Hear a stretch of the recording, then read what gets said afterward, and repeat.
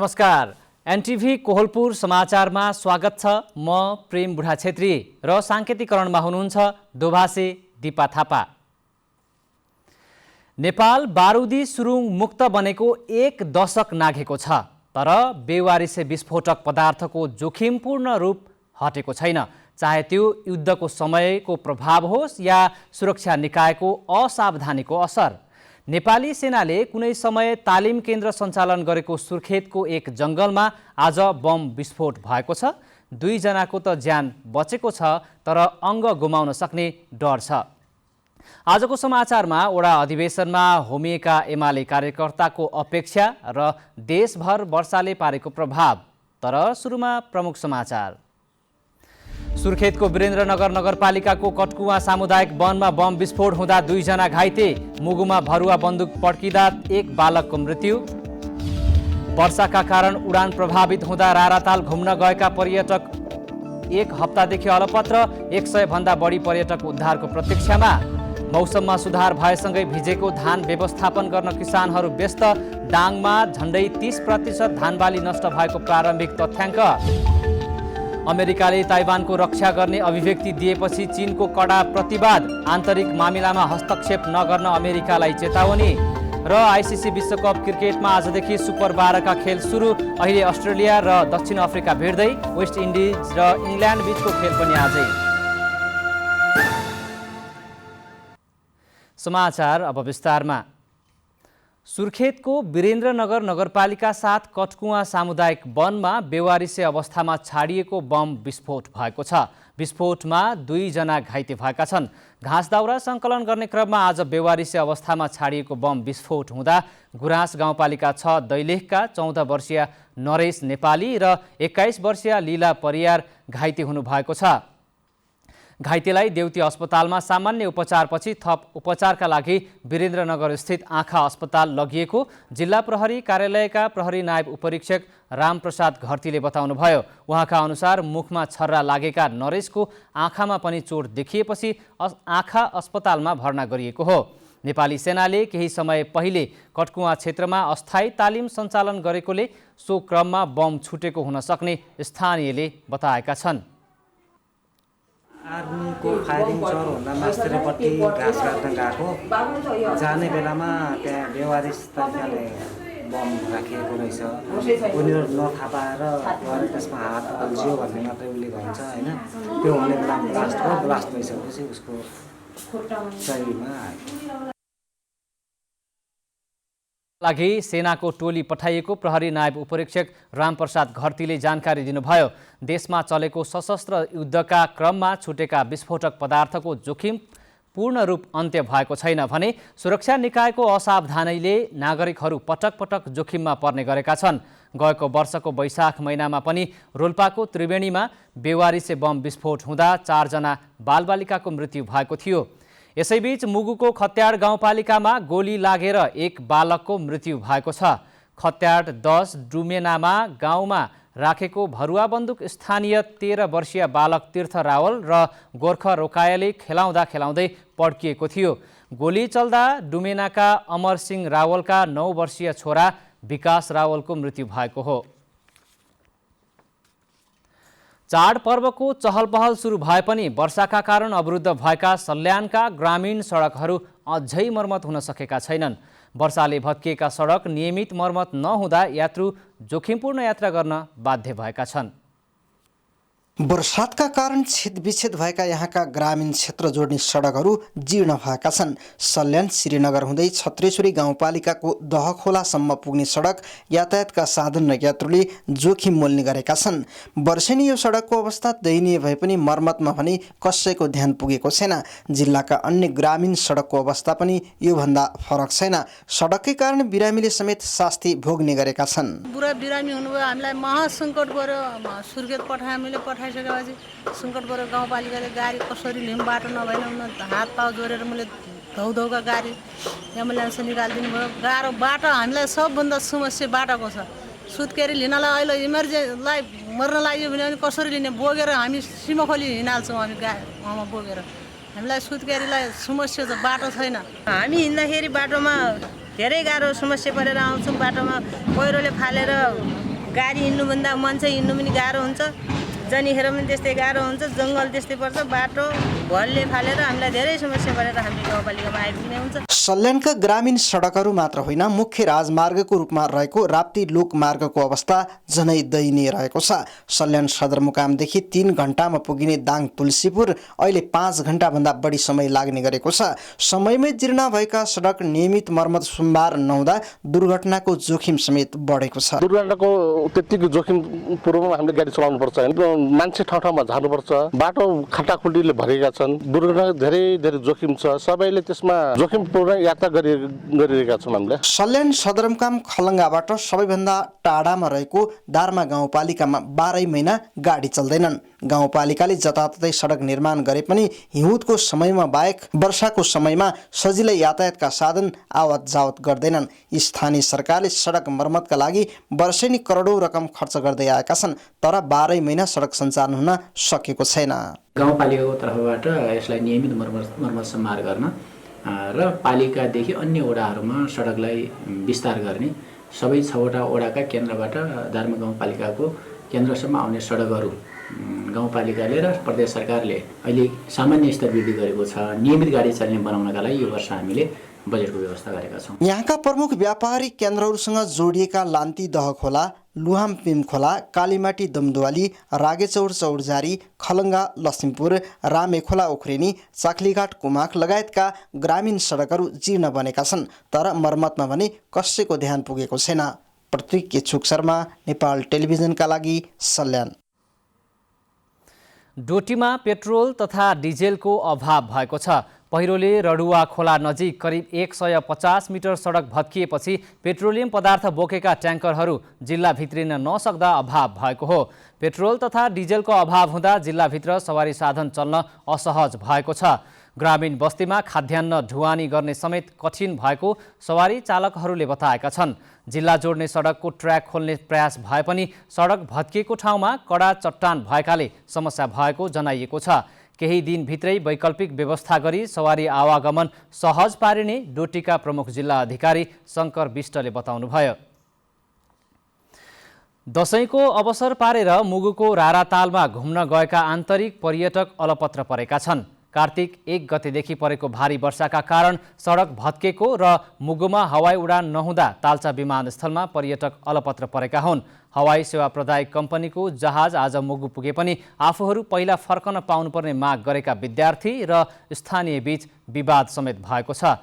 100 भन्दा बढी यात्रुहरू विमानस्थलमा उद्धारको प्रतीक्षा गरिरहेका छन्। राजधानी काठमाडौँ र अन्य जिल्लाबाट प्याकेजमा आएका पर्यटकलाई हवाई उडान नहुँदा शास्ति भएको पर्यटकहरूले बताएका छन्। 1 सातादेखि उडान भर्न नपाउँदा समस्या भएको विमानस्थल प्रमुख विशाल बरुणले जानकारी दिनुभयो। समय अनुसार परिवर्तन हुन नसक्दा परम्परागत आरन व्यवसाय गरिरहेकाहरूलाई समस्या भइरहेको छ। विगतमा सिक्कल, हँसिया, खुर्पा, बामफोक, कोदालो, काँटा लगायतका उपकरण बनाएर मनज्ञ आम्दानी गर्ने आरन व्यवसायीहरूले अहिले दैनिकी टार्नै समस्या भइरहेको बताएका छन्। केही समय यता परम्परागत आरन व्यवसाय लोप हुन थालेको छ।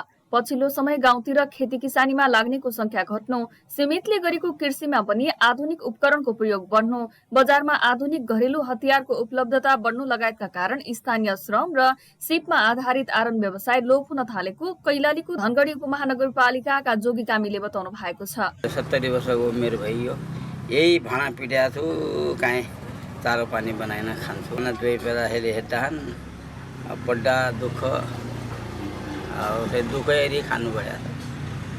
आजसम्म कोही पनि काहीँ कोही समस्यालाई पनि बुढो मान्छे भनेर गर्ने पनि अलिकता सहयोग पनि दिँदैन। उहाँले स्थानीय सरकारले विपन्न नागरिक र परम्परागत आरन व्यवसाय गरिरहेका नागरिकलाई आधुनिक यन्त्र उपकरण अनुदानमा उपलब्ध गराउनु पर्ने बताउनु भएको छ। यसो भए दैनिकी टार्न केही सहज हुने उहाँले बताउनु भएको छ। तर अब 1-200 पनि हुन्छ, कहिले हुँदैन, कहिले 1-200 पनि हुन्छ, कहिले कति पनि चलाउने आनो भाँडो सब मिल्या छ हामीलाई र त्यही हो। घनले ठोक्ने, हातले ठोक्ने, यही काम गरेर हामीलाई खान्छ। बढ्दो महँगी बदलिदो समयमा परम्परागत सिपबाट दैनिकी चलाइरहेकाहरूलाई स्थानीय सरकारले कार्यक्रम ल्याउनु पर्ने उहाँले बताउनु भएको छ। त्यसो नभए परम्परागत आरण व्यवसाय गरिरहेकाहरू यस पेसाबाट पलायन हुने र यो सिप पनि हराएर जाने चिन्ता उहाँको रहेको छ। निर्मला खडायत, नेपाल टेलिभिजन, सुदूरपश्चिम प्रदेश, कैलाली। समाचारको क्रम जारी नै छ। अहिलेलाई एकैछिनको विश्राम।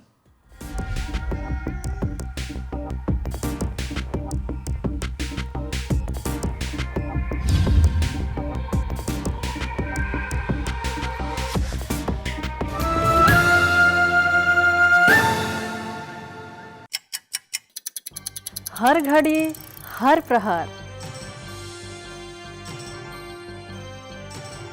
प्रत्येक गाउँ प्रत्येक सहर, के निकट के विकट, हरेक स्थितिमा हरेक परिस्थितिमा नीति विधि र प्रतिनिधिका कुरा, प्रकृति संस्कृति र प्रविधिका कुरा, हाम्रो समाचार, तथ्य, सूचना, निष्पक्ष विचार, हाम्रो अभिभारा, तपाईको सूचनाको अधिकार।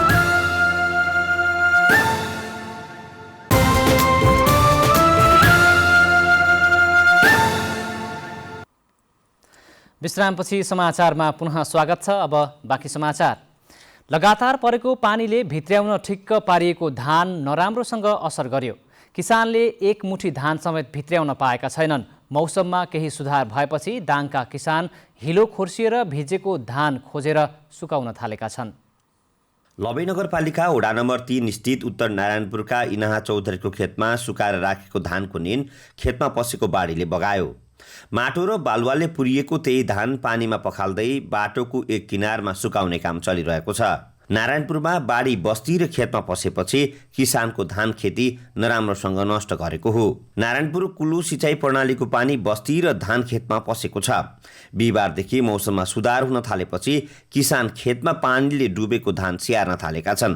तर पानीले भिजाएको धान उम्रिसकेको छ। हिलो माटोले पुरिएको धान सुकाउन थालेको किसान इना चौधरीले बताउनुभयो। अनि रोप्ने बेलामा पनि सबै पुरियो हजुर। अनि 2-3 पटक रोपे हम, फेरि बल्ल बल्ल भएको धान पनि बगाएर लाग्यो। अहिले त्यही पुरै माटै माटो छ धान, अनि त्यही पानीमा धोएर सुकाइरहेछन्। त्यही खानालाई गरेको त्यो पनि लैगयो। कसरी पेट पाल्ने, कसरी बच्चालाई खुवाउने लाउने धेरै समस्या भयो हजुर। लमै नगरपालिका वडा नम्बर 3 मजगाउँको 300 बिघामा गरिएको धान खेतीमध्ये 75% धान क्षति भएको छ। यो एउटा गाउँको मात्र तथ्याङ्क हो। खेतमा काटेर सुकाएको धान भिजाएपछि किसानको बिचल्ली भएको छ। सरकारले किसानलाई छिटो राहत दिनुपर्ने स्थानीय किसान मघुलाल चौधरीले माग राख्नुभयो। किसानहरूलाई धेरै पीडा छ।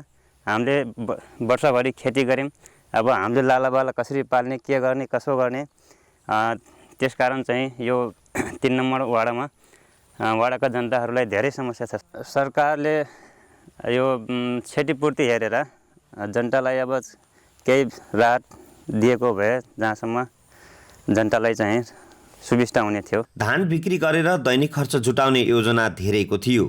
धान खेती गर्न लागेको ऋण समेत किसानले तिर्न सक्ने अवस्था छैन। धान सबै पानीले नष्ट गरेपछि खर्च कसरी जुटाउने भन्ने चिन्तामा रहेको किसान गीता चौधरीले बताउनुभयो।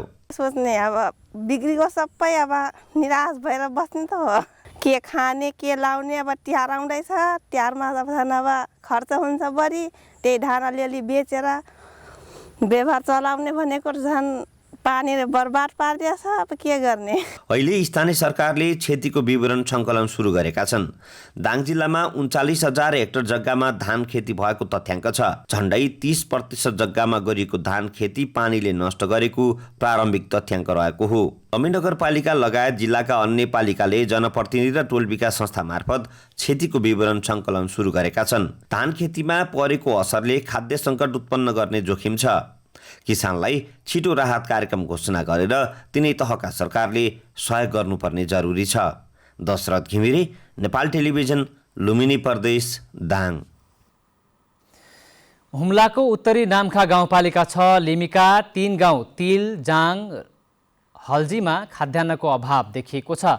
हिमपातले 5000 मिटरको उचाइको न्यालु लेक आवत जावतमा बन्द भएसँगै 3 गाउँमा खाद्यान्न सङ्कट बढेको हो। हिमपातले न्यालु लेक बन्द भएपछि खाद्यान्न लिमी पुर्याउन समस्या भएको नाम्खा गाउँपालिका 6 जाङ्गका युवा कान्छोक तामाङले जानकारी दिनुभयो। नेपालगञ्ज सुर्खेतबाट व्यक्तिगत रूपमा मगाएको खाद्यान्न सिमकोटमै थन्किएको तामाङले बताउनुभयो। चीन सरकारले दिएको राहत 1845 बोरा चामल समेत हिमपातले हिल्सा नाकामै थन्किएको स्थानीयहरूले गुनासो गरेका छन्। खाद्य व्यवस्था तथा व्यापार कम्पनी सिमकोट शाखाका प्रमुख कृष्ण प्रसाद अधिकारीका अनुसार नाम्खा गाउँपालिकाका लागि 4000 क्विन्टल चामल यस वर्ष टेन्डर आह्वान गरी सम्झौता भइसकेको छ। बर्दियाको राजापुर क्षेत्रमा 5 दिनदेखि अवरुद्ध विद्युत सेवा अझै सञ्चालनमा आउन सकेको छैन। विद्युत सेवा अवरुद्ध हुँदा त्यस क्षेत्रका करिब 2 लाख नागरिक प्रभावित भएका छन्। कर्णाली नदीमा आएको बाढीका कारण कैलालीको टिकापुर हुँदै बर्दियाको राजापुर जोड्ने मुख्य प्रसारण लाइनको तार चुँडेपछि राजापुरका क्षेत्रका विद्युत सेवा अवरुद्ध भएको हो। बाढीको पीडासँगै 5 दिनदेखि विद्युत नहुँदा थप पीडा भोग्नु परेको नागरिकहरूको गुनासो छ। कर्णालीको बाढीले 2 गते राति मुख्य प्रसारण लाइनको तार चुँडाएको थियो। कर्णाली नदीमा पानीको वेग धेरै भएका कारण तार जोड्न समस्या भएको हो। विद्युतका कर्मचारी, सशस्त्र प्रहरी तथा स्थानीयले 3 दिनदेखि लगातार प्रयास गरेको भए तापनि विद्युत प्रसारण लाइन जोड्ने कार्य सम्पन्न हुन सकेको छैन। दशैंको बेला बन्द रहेका कार्यालयहरू खुलेसँगै कार्यालयहरूमा सेवाग्राहीको चाप बढेको छ। कार्यालय खुलेसँगै जिल्ला प्रशासन कार्यालय गुल्मीमा सेवा लिनेहरूको चाप बढेको हो, तर कर्मचारीको अभावमा सेवा प्रवाह भने सुस्त बनेको छ। दशैंको बेला बन्द रहेका कार्यालयहरू खुलेसँगै कार्यालयमा सेवाग्राहीको चाप सुरु भएको छ। कार्यालय खुलेसँगै जिल्ला प्रशासन कार्यालय गुल्मीमा विभिन्न सेवा लिनेको चाप बढेको हो। अन्य कार्यालयहरूमा भन्दा यो बेला नागरिकता राजधानी बनाउनेहरूको चाप बढ्ने गर्दछ। चाडपर्वको बेला स्वदेश तथा विदेशमा रहेकाहरू चाडपर्व मनाउन आउने र यही समयलाई सदुपयोग गरेर नागरिकता राजधानी लगायतका बनाउन आउने भएकाले अन्य समयमा भन्दा बढी चाप हुने गरेको छ। जिल्ला प्रशासन कार्यालय गुल्मीमा अन्य समयमा दैनिक 30 देखि 50 जनाले नागरिकता र 20 जना भन्दा बढीले प्रतिलिपि लिने गर्दछन्। तर दशैं सकिएर कार्यालय खुलेपछि 100 भन्दा बढीले नयाँ नागरिकता बनाउन सेवा गराई आउने गरेको प्रमुख जिल्ला अधिकारी पुण्य विक्रम पौडेलले बताउनु भयो। आजको पनि कुरा गर्ने हो भनेदेखि अहिलेसम्ममा यो समयसम्म 50 वटा नयाँ नागरिकताको चाहिँ प्रिन्टमा गइसकेको स्थिति छ। यो हिसाबले हेर्दाखेरि 100 जति नयाँ नागरिकता जाने सम्भावना छ। यसलाई औसतको हिसाबले हेर्ने हो भनेदेखि कार्यालय खुलेको दिनको हिसाबले भन्ने हो भनेदेखि यो चाहिँ 22,000 को हाराहारीमा पुग्छ नयाँ नागरिकता मात्रै, जबकि वर्षभरिमा जाने भनेको हाम्रो 8-9 हजार नागरिकता हो यो ट्रेन्डमा। गुल्मीमा जति नयाँ नागरिकता बन्छन् त्यसको 35% भन्दा धेरै प्रतिलिपि बन्ने गरेको तथ्याङ्क रहेको छ। नागरिकताको प्रतिलिपि बनाउन आउनेको संख्या बढ्दै जाँदा यसले अन्य सेवाग्राही र सेवा दिने कर्मचारीलाई समेत प्रभावित पारिरहेको प्रमुख जिल्ला अधिकारी पौडेलले बताउनु भयो। सेवाग्राही बढेसँगै जिल्ला प्रशासन कार्यालय गुल्मीमा 2 जना प्रशासकीय अधिकृत रहेकोमा 1 जना बिरामी विधामा बसेकाले पनि सेवा प्रवाहमा थप समस्या थपिएको छ। नागरिकता लिनेको भिड हुनुको कारण दशैं तिहार विधामा आएका र कोरोना महामारीले गर्दा रोकिएकाहरू पनि सेवा लिन आउने गरेकाले भिडभाड हुने गरेको छ। अनिल खत्री, नेपाल टेलिभिजन, लुम्बिनी प्रदेश, गुल्मी। नेकपा एमालेको ओडा अधिवेशन देशभर भइरहेको छ। प्रथम विधान महाधिवेशन सम्पन्न गरेर महाधिवेशनमा जुटेको एमालेका कार्यकर्ताहरू पार्टीको अधिवेशनलाई लिएर उत्साहित भएका छन्। अधिवेशनबाट के अपेक्षा गर्नु भएको छ भनेर दाङका एमाले कार्यकर्ता तथा समर्थकलाई हामीले सोधेका छौँ। हेरौँ आजको आवाजमा।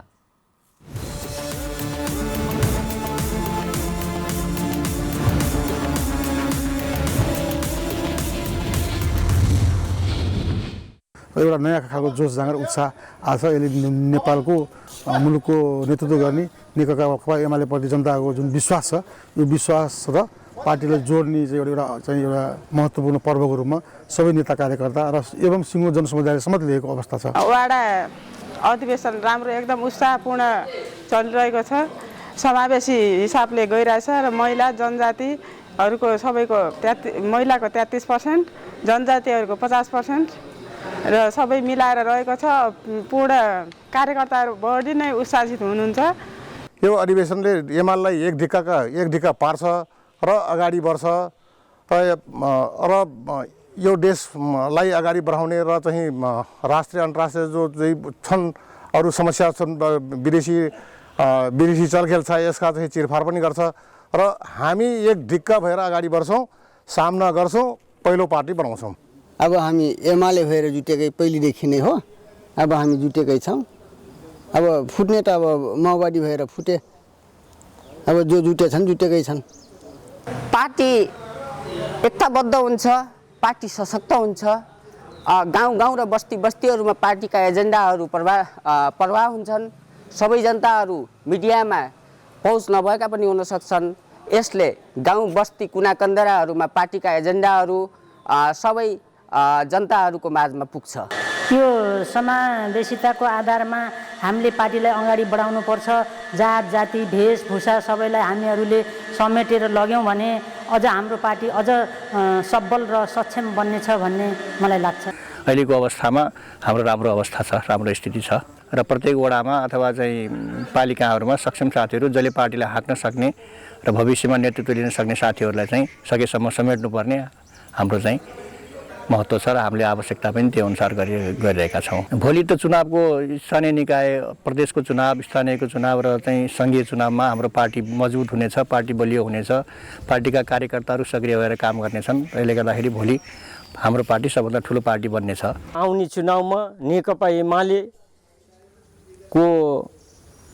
फर्स्ट पार्टी हुने र प्रत्येक वारामा नेकपा एमाले प्रत्येक स्थानीय चुनावदेखि लिएर केन्द्रसम्मको चुनावमा नेकपा एमाले नै विजयी हुनेछ र नेकपा एमाले यो देशको नेतृत्व गर्नेछ र यो देशलाई सुखी नेपाली समृद्ध नेपाल बनाउनेछ।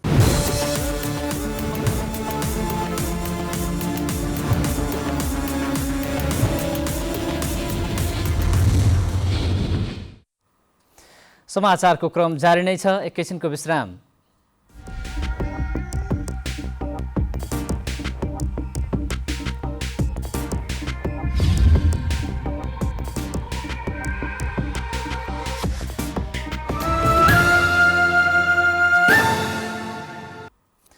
तपाईँ एनटिभी कोहलपुर हेर्दै हुनुहुन्छ। अब बाँकी समाचार। आज देशभर थप 513 जनामा कोरोना भाइरसको संक्रमण पुष्टि भएको छ। 6931 जनाको कोरोना परीक्षण गर्दा पीसीआर विधिबाट 438 तथा एन्टिजेन विधिबाट 75 जनामा संक्रमण पुष्टि भएको हो। यस्तै थप 817 जना संक्रमण मुक्त भएका छन्। हालसम्म निको हुनेको संख्या 7,86,630 रहेको छ। नेपालमा कोरोना संक्रमणबाट थप 8 जनाको मृत्यु भएको छ। हालसम्म कोरोनाबाट मृत्यु हुनेको संख्या 11,345 पुगेको छ। सक्रिय संक्रमितको संख्या अहिले 10,559 रहेको छ। अब अन्तर्राष्ट्रिय समाचार।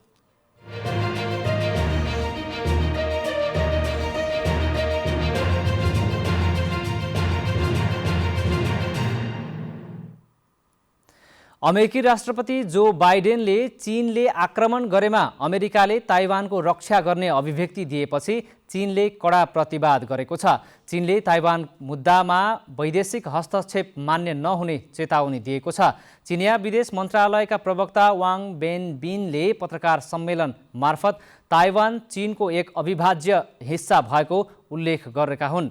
उनले ताइवान मुद्दा चीनको आन्तरिक मामिला भएकाले यसमा वैदेशिक हस्तक्षेप मान्य नहुने पनि बताएका छन्। यस्तै उनले ताइवानका बारेमा बोल्दा अमेरिकालाई शब्दमा ध्यान दिन पनि चेतावनी दिएका छन्। ताइवानको स्वतन्त्रताका लागि पृथकतावादी शक्तिलाई कुनै पनि गलत प्रकारको सङ्केत दिने अभिव्यक्ति नदिन पनि चीनले अमेरिकालाई चेतावनी दिएको छ। अब आर्थिक समाचार।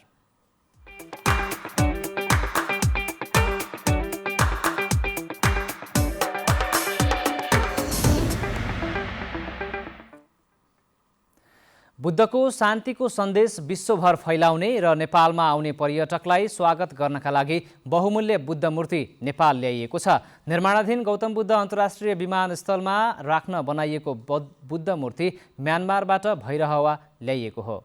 बहुमूल्य धातु व्हाइट जेटबाट बनेको बुद्ध मूर्ति म्यानमार हङकङ हुँदै भारतको कोलकाता बन्दरगाहबाट भैरवा ल्याइएको हो। भन्सार प्रक्रिया सबै पूरा गरिएको छ। यो मूर्तिको भन्सार महसुल 1,57,583 रुपियाँ लागेको छ। बुद्ध मूर्ति म्यानमार स्थित खानी सम्बन्धी कम्पनी मालविन ग्रुपले स्पेनको लुम्बिनी गार्डन फाउन्डेसनलाई दिएको थियो। फाउन्डेसनले नेपाल सरकारलाई हस्तान्तरण गरी गौतम बुद्ध अन्तर्राष्ट्रिय विमानस्थलमा राखिनेछ।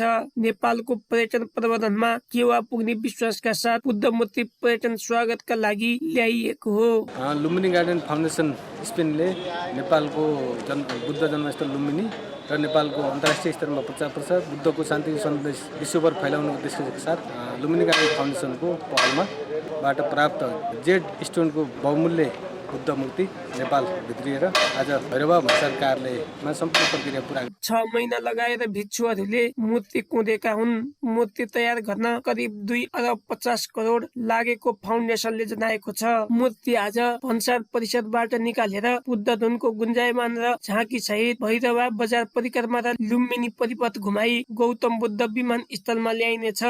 तपाईको बेलैया भन्सार कार्यालयदेखि हुँदै भैरवा परिक्रमा गर्दै यो लुम्बिनी गेट हुँदै लुम्बिनीको परिपथ हुँदै यो आएर तपाईँको एयरपोर्टमा विसर्जन हुने र यो र्यालीको सम्पूर्ण समायोजन चाहिँ सिद्धार्थ उद्योग वाणिज्य सङ्घ र लुम्बिनी होटल सङ्घले यो आयोजना गरेको छ। 1800 किलो तौल भएको बुद्ध मूर्ति 1.9 मिटर उचाइ र 60 सेन्टिमिटर चौडाइ रहेको छ। बुद्ध मूर्ति यही कार्तिक 14 गते राष्ट्रपति विद्यादेवी भण्डारीले गौतम बुद्ध विमानस्थलमा अनावरण गर्ने कार्यक्रम तय गरिएको छ। केशव भण्डारी, नेपाल टेलिभिजन, लुम्बिनी प्रदेश, बुटवल, रूपन्देही।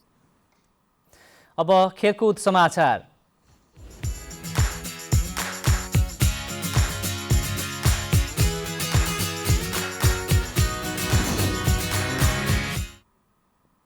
आइसिसी टी20 विश्वकप क्रिकेटमा आजदेखि सुपर 12 का खेल सुरु भएका छन्। पहिलो चरणको खेल सकिएपछि 4 टिम सुपर 12 मा प्रवेश गरेका हुन्।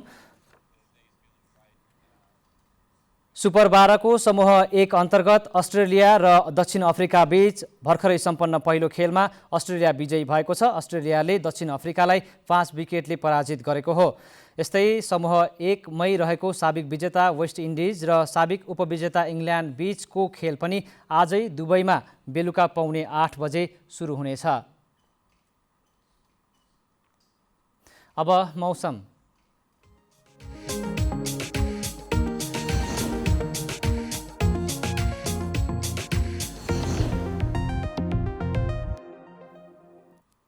आज देशभर आंशिकदेखि सामान्य बदली रही थोरै स्थानहरूमा मेघगर्जन चट्याङसहित हल्कादेखि मध्यम वर्षा भएको मौसम पूर्वानुमान महाशाखाले जनाएको छ। यस्तै आज राति देशभर आंशिकदेखि सामान्य बदली रहनेछ। प्रदेश नम्बर 1 बागमती प्रदेश, गण्डकी प्रदेश तथा लुम्बिनी प्रदेशका थोरै स्थानहरूमा हल्कादेखि मध्यम वर्षाको सम्भावना पनि छ। अब मौसम सम्बन्धी थप विवरण।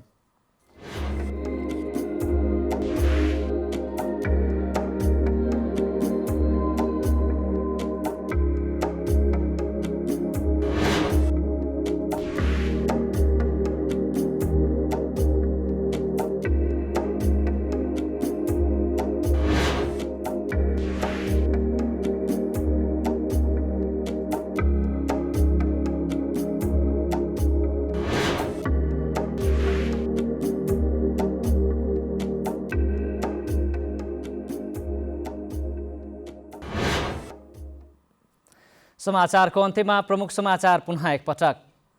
सुर्खेतको वीरेन्द्रनगर नगरपालिकाको कटकुवा सामुदायिक वनमा बम विस्फोट हुँदा 2 जना घाइते, मुगुमा भरुवा बन्दुक पड्किँदा 1 बालकको मृत्यु। वर्षाका कारण उडान प्रभावित हुँदा राराताल घुम्न गएका आन्तरिक पर्यटक 1 हप्तादेखि अलपत्र, 100 भन्दा बढी पर्यटक उद्धारको प्रतीक्षामा। मौसममा सुधार भएसँगै भिजेको धान व्यवस्थापन गर्न किसानहरू व्यस्त, दाङमा झन्डै 30% धान बाली नष्ट भएको प्रारम्भिक तथ्याङ्क। अमेरिकाले ताइवानको रक्षा गर्ने अभिव्यक्ति दिएपछि चीनको कडा प्रतिवाद, आन्तरिक मामिलामा हस्तक्षेप नगर्न अमेरिकालाई चेतावनी। र आइसिसी विश्वकप क्रिकेटमा आजदेखि सुपर 12 का खेल सुरु, अस्ट्रेलियाले दक्षिण अफ्रिकालाई हरायो, वेस्ट इन्डिज र इङ्ल्यान्ड बीचको खेल पनि आजै। हवस् त अहिलेलाई समाचारको सिलसिला यति नै, बिदा दिनुहोस्। नमस्कार।